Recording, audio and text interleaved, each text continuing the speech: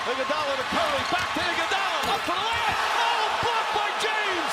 LeBron James with the rejection.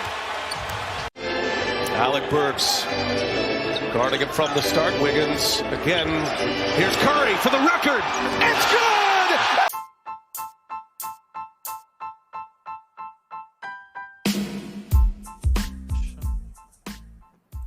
Today, we will be talking about two things. Number one, the problems of the Lakers. And number two, the hottest team in the league, my Boston Celtics. And before we get started, when I say my Boston Celtics, my Warriors, my Lakers, I'll just explain. I'm a Warriors, Lakers, and Celtics fan. Lakers because of Kobe Bryant and how he inspired me to work hard to be good at basketball. Boston Celtics fan I am because I lived in Boston during my 10 years in America, and I'm a Golden State Warriors fan because watching Steph Curry made me a shooter in basketball. I shoot almost the exact same way as Steph Curry. I know that's irrelevant, but I just had to explain that I support all three teams. Either way, let's get started. So Nandan, what do you think are the problems of our Lakers? Thank you, Anish. I think the biggest problem about the Lakers is just that very inconsistent on the defensive end, and they sometimes make 18 to 23s a game, and then the next game they miss a lot of them, so the shooting is very inconsistent and their defense is very, very bad compared to last year and compared to 2020. So it's quite bad. But let's talk about the main thing, which is Russell Westbrook. He cannot, if he's going to stay next year, he cannot be a starting point guard. It's just bad. I mean, it's not a good match with LeBron and AD because both LeBron and AD are pretty average and from below to average shooters. They're not really great shooters. Now, if you put that with Russell Westbrook, it's not a good match. So if somehow if Westbrook wants to come back and we keep him, then it's a good thing to put him on the bench. And let's talk about his turnovers. My God, he's a turnover machine. He neither can shoot. Sometimes he neither can shoot. He neither can pass very well. So how are you going to play them? So yeah, these are the three problems. One is the defense, the shooting, and Russell Westbrook as the point guard of the Los Angeles Lakers.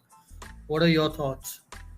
Speaking of the defense, half the time during the time Davis is out, we play LeBron James at center. Come on, he's undersized.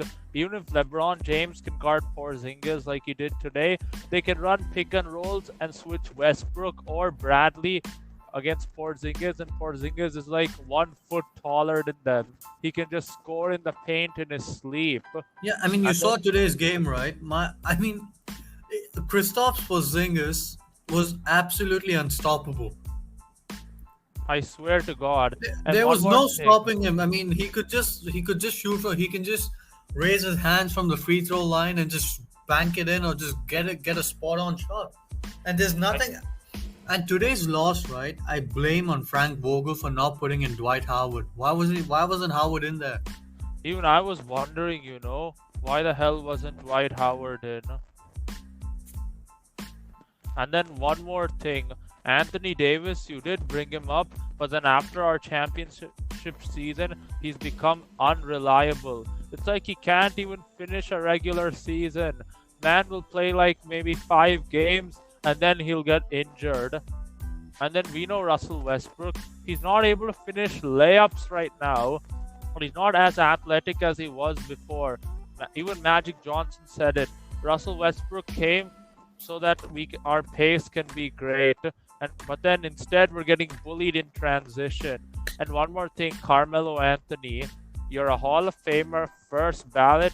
I respect the hell out of you, but you're a liability on defense. Many opposition players are saying it in post-game interviews. They're switching Carmelo Anthony onto them so that they can just pick on him and bully him. Your thoughts on Carmelo, if you have any?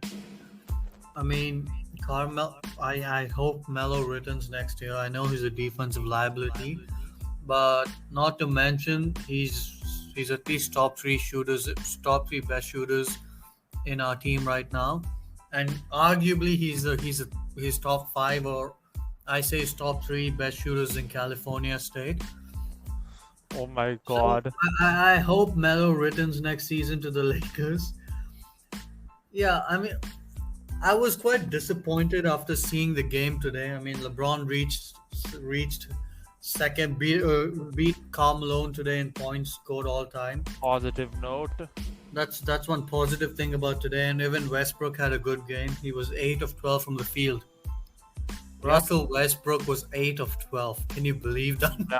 But if you ask me, I think his confidence level has kind of gone down because of the boos that are coming. And one more thing, the way he handled post-game interviews. Steph Curry made a comment, Russell Westbrook's got my back. Again, regarding the death threats, Russell Westbrook does not deserve it. Whoever is giving them to Russ, they should be rotted in a prison today. But either way, regarding the boos, regarding the name Westbrick, Russell Westbrook, that's not an insult to your ancestor's name or your surname. The name Brick means you can't shoot. And you'll of course get that name if you take a shot from mid-range and it keeps hitting the side of the backboard or the top of the backboard. Of course you're going to get the name Russell Westbrick. And if you can't shoot, of course the crowd at crypto.com arena will tell, don't shoot, don't shoot, don't shoot. And then you say stuff like, well, I had no expectations. You ask a reporter directly, what expectations do you think I would have had? Again, when you're wearing a Laker uniform, we've seen 17 championships.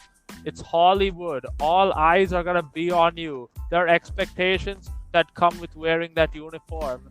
You grew up a Kobe fan. You should understand the expectations he always carried on his shoulder wearing that Laker uniform. Even Magic said it. There are expectations that come regarding wearing a Laker uniform. And if you had no expectations, you should have told LeBron and AD, I don't want to be a part of the Lakers. OKC, Washington, Houston, small market teams. Nobody is going to care as much as they do in LA. LA is a big market. Okay, you want to go? Go on ahead. Yeah, okay. I'm sorry, but I have to say this.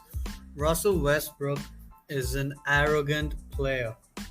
Like you gave examples of how he treats journalists. There is one more example, the way he treated journalists.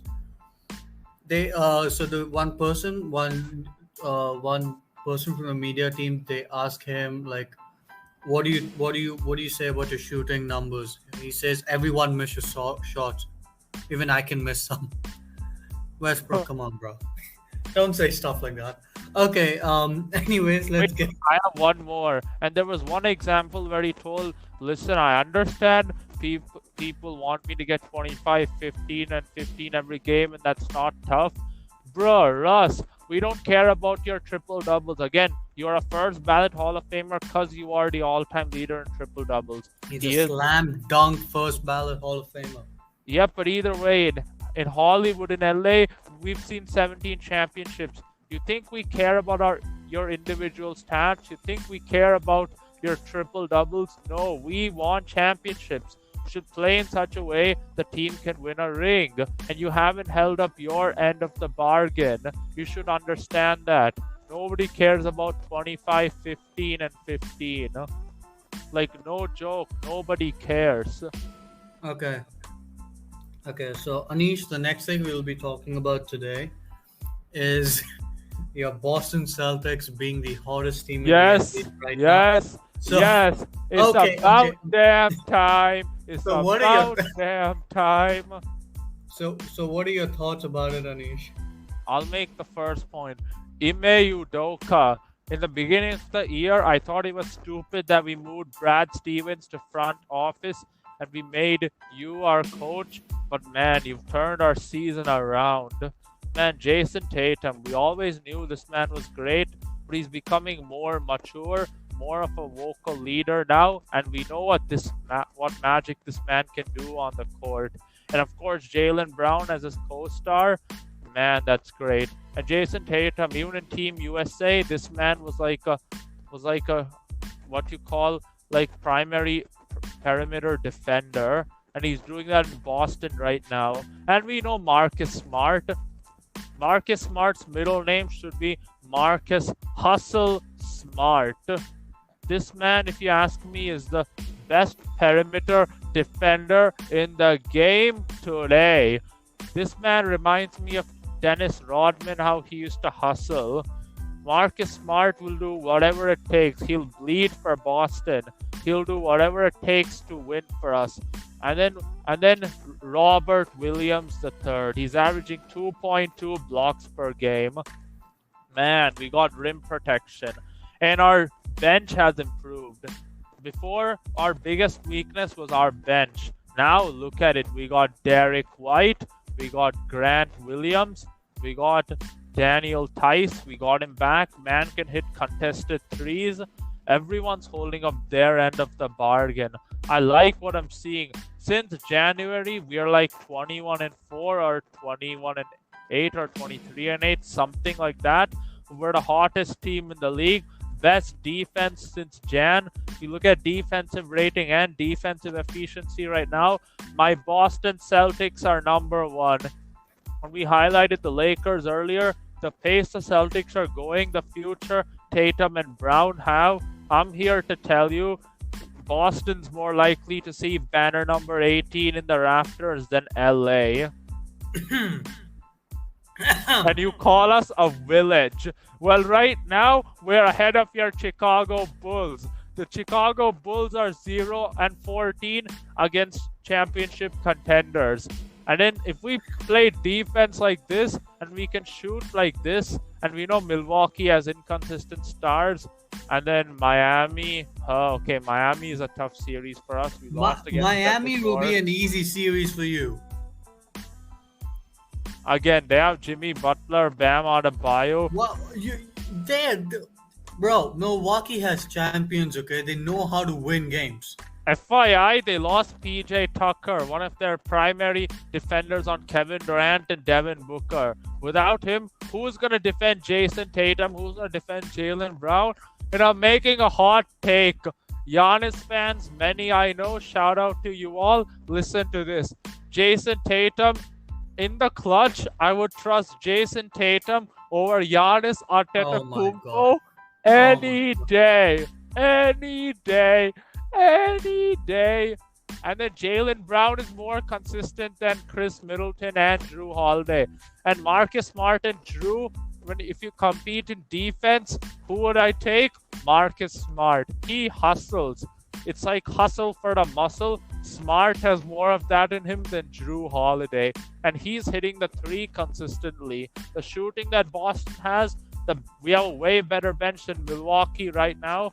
And we have a good front line. Al Horford, Robert Williams, 2.2 blocks per game, and Daniel Tice will be, and Tatum and Brown and Smart in the perimeter. We'll be able to handle the Bucks. Again, Milwaukee's my favorite to come out of the East, but then Boston should have the second best odds to be in the NBA Finals. Are you done now? Yep. I don't want any interruptions, okay? Okay. Okay. I mean, yes, I agree with you. They are the hottest team in the NBA right now. In the last 20 games, they have won 18 of them, and they've lost 2.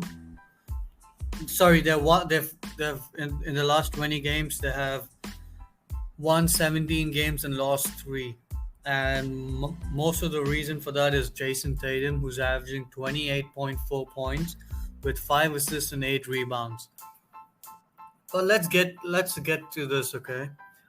I don't want to talk about the Celtics much. I'll just tell you how it will affect the East.